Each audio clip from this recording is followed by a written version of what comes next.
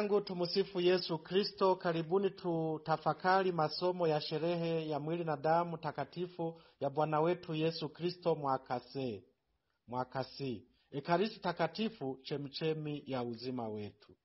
Tunaadhimisha kwa namna ya pekee sakramenti kubwa sana ya mwili na damu ya Bwana wetu Yesu Kristo, Ekaristi takatifu.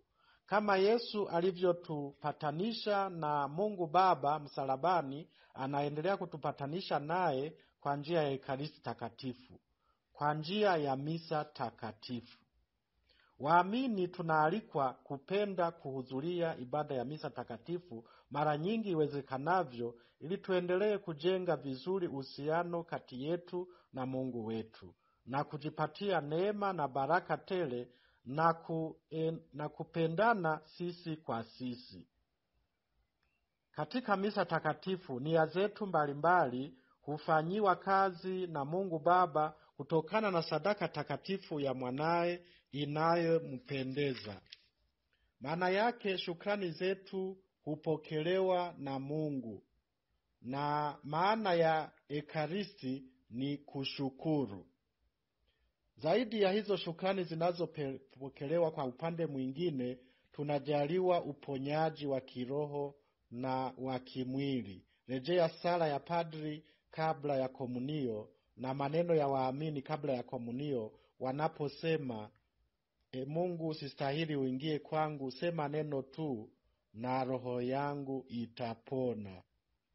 Zaidi ya huo uponyaji, katika misa takatifu marehemu wetu walio toharani hukutana na huruma ya Mungu kwa njia ya misa takatifu, kwa njia ya sadaka takatifu ya Bwana wetu Yesu Kristo, na marehemu walio toharani kupunguziwa muda wa kulipia toharani, au marehemu wetu wakafunguliwa kabisa milango ya mbinguni.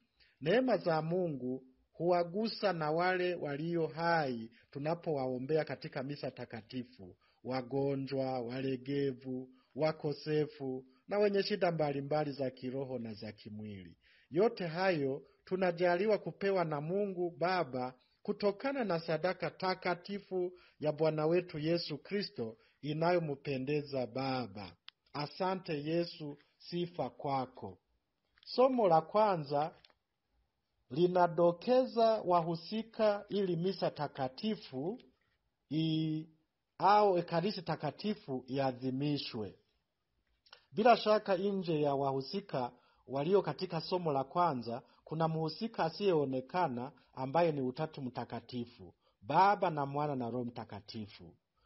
Mhusika wa kwanza anayedokezwa na somo la kwanza ni kuhani Melkizedeki.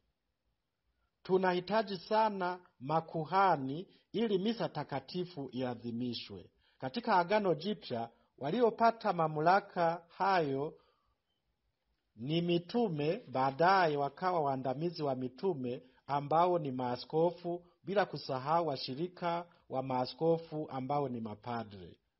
Tuwapongeze hao wahudumu bila kusahau kuwaombea. Pia tuombee miito mitakatifu ya daraja hilo takatifu, ili tupate wahudumu wengi na walio watakatifu. Kuhani Melkizedeki ndiye anayeleta mkate na divai. Kuhani Melkizedeki ndiye anayemubariki Abrahamu. Kuhani Melkizedeki ndiye anayemtukuza Mungu aliye juu sana, kwa sababu alimsaidia Abrahamu kushinda. Kumbe nasi tunakumbushwa umuhimu wa mapadre, wa makuhani wetu ambao ni mapadre wa Agano Jipya. Mapadre wanatubariki, wanatuombea, na kama Kristo, pamoja na Kristo, mapadre wanaelekeza maombi yetu, shukrani zetu na masifu yetu kwa Mungu Baba. Somo la kwanza linaonesha pia umuhimu wa Abrahamu.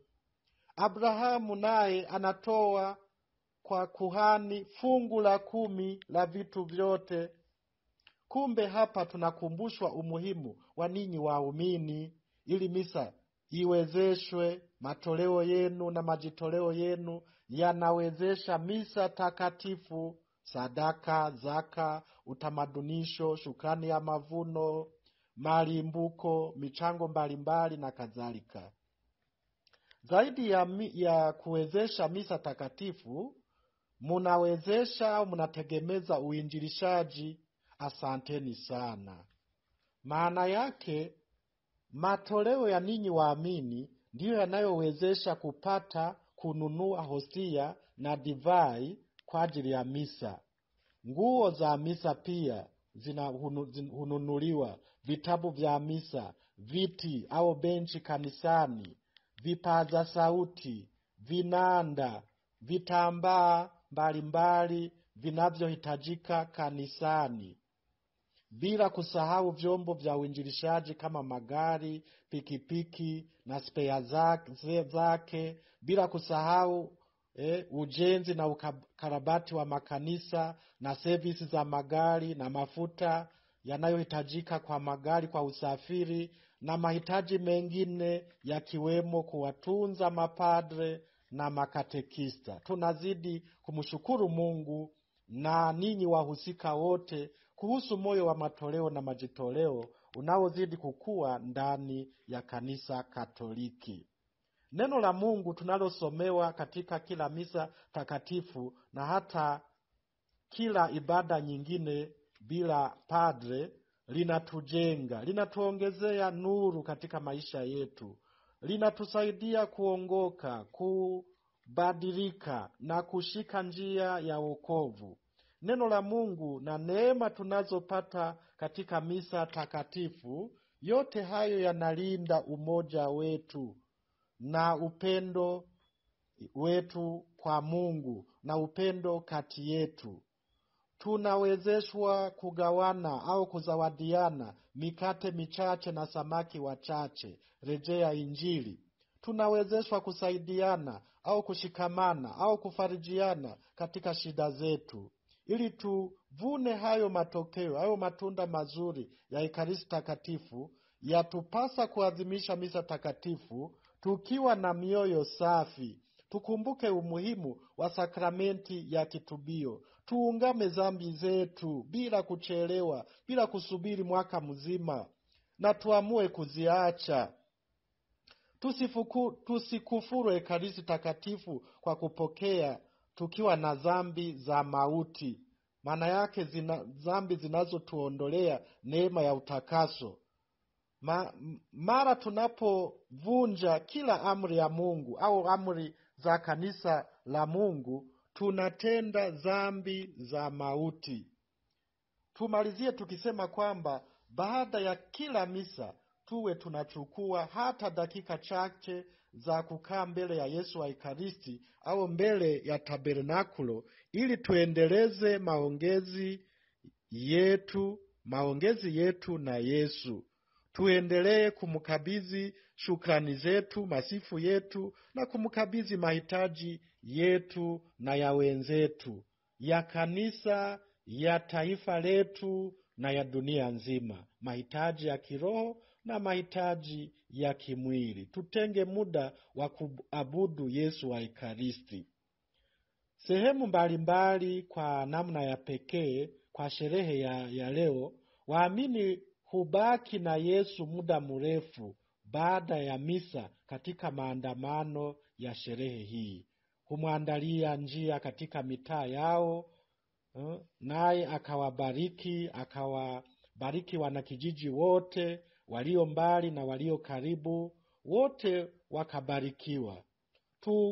Sisi wa Katoliki tukawaonyesha wanadunia kwamba Yesu kama alivyosema yu pamoja nasi sisi waamini hadi ukamilifu wa dahari. Tukumbuke kwamba kila mwishoni mwa misa tunatumwa kutangaza Injili na kuishi Injili.